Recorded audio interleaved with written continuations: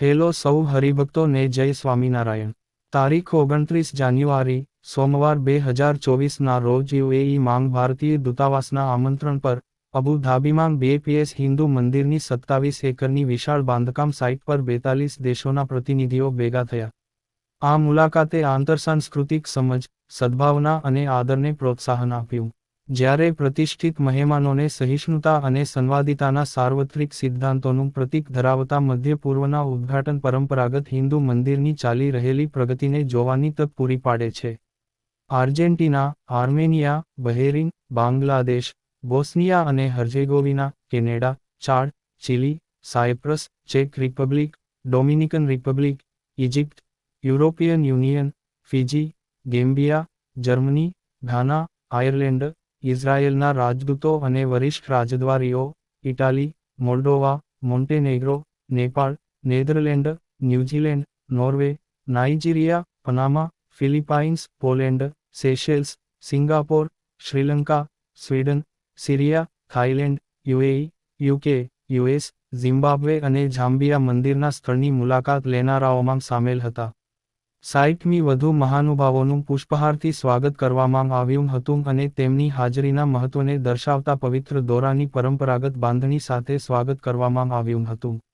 યુએઈમાં ભારતીય રાજદૂત મહામહિમ સંજય સુધીર દ્વારા આંતરરાષ્ટ્રીય રાજદ્વારીઓને આમંત્રણ આપવામાં આવ્યું હતું। સંક્ષિપ્ત સ્વાગત પ્રવચનમાં રાજદૂત સુધીરે હાજરી આપવા બદલ પ્રતિષ્ઠિત મહેમાનોનો આભાર માન્યો અને મંદિર પૂર્ણ થવાના આરે તેમનો ઉત્સાહ શેર કર્યો। તે અશક્ય લાગતું હતું, પરંતુ સ્વપ્ન ખરેખર વાસ્તવિકતા બની ગયું છે।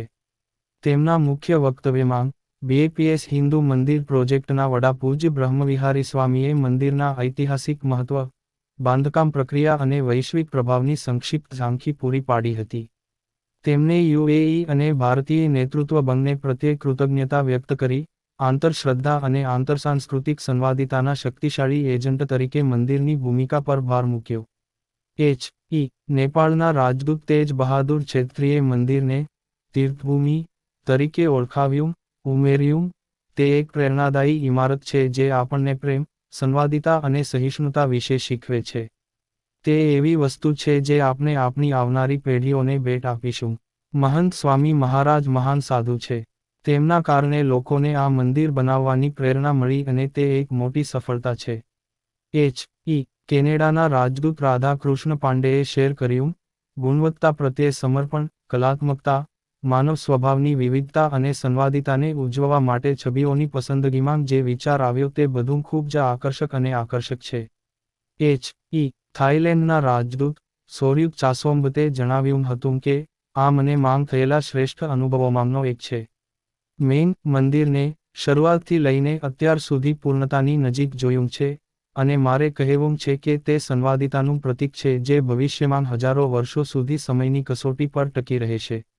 માનવતા માટેના આ મોટા પ્રોજેક્ટને આગળ લાવવા માટે હું ના નેતૃત્વ, ભારતના નેતૃત્વ અને મહંત સ્વામીજીનો આભાર વ્યક્ત કરવા ઈચ્છું છું। જોનાથન નાઇટ, યુનાઇટેડ કિંગડમના ડેપ્યુટી એમ્બેસેડર, જણાવ્યું હતું કે, એવું સ્થાન જોવું અદ્ભુત છે કે જેનું યોગદાન અનેકવિધ ધર્મો દ્વારા એકસાથે આવીને પેઢીઓ સુધી ટકી રહે તેવું કંઈક નિર્માણ કરવામાં આવ્યું છે। મને આશા છે કે આ ઇમારત ઘરથી દૂર ઘર પૂરું પાડે છે।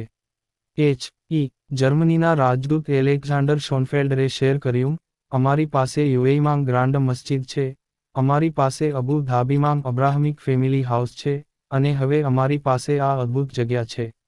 મને લાગે છે કે તે ખૂબ જ સ્પષ્ટ છે કે આપણે એવા દેશમાં રહીએ છીએ જ્યાં ખરેખર ધાર્મિક સહિષ્ણુતા રહે છે।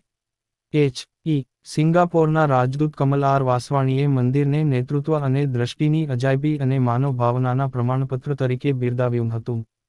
તેમણે ઉમેર્યું, આપણા બધામાં ઘણી સમાનતાઓ છે, મંદિરની આસપાસ દર્શાવવામાં આવેલા મૂલ્યો ઘણા વિવિધ ધર્મો, સંસ્કૃતિઓ અને આસ્થાઓ વચ્ચે વહેંચાયેલા છે।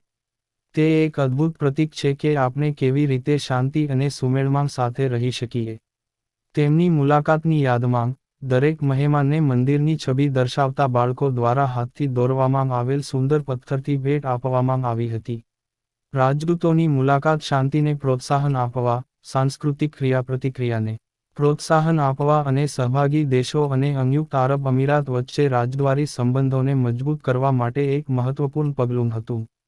ધાર્મિક કેમ્પસનું બાંધકામ પૂર્ણતાને આરે હોવાથી, પરમ પવિત્ર મહંત સ્વામી મહારાજ અને ભારતીય વડાપ્રધાન નરેન્દ્ર મોદી 14 ફેબ્રુઆરી 2024ના રોજ મંદિરનું ઉદ્ઘાટન કરવાના છે.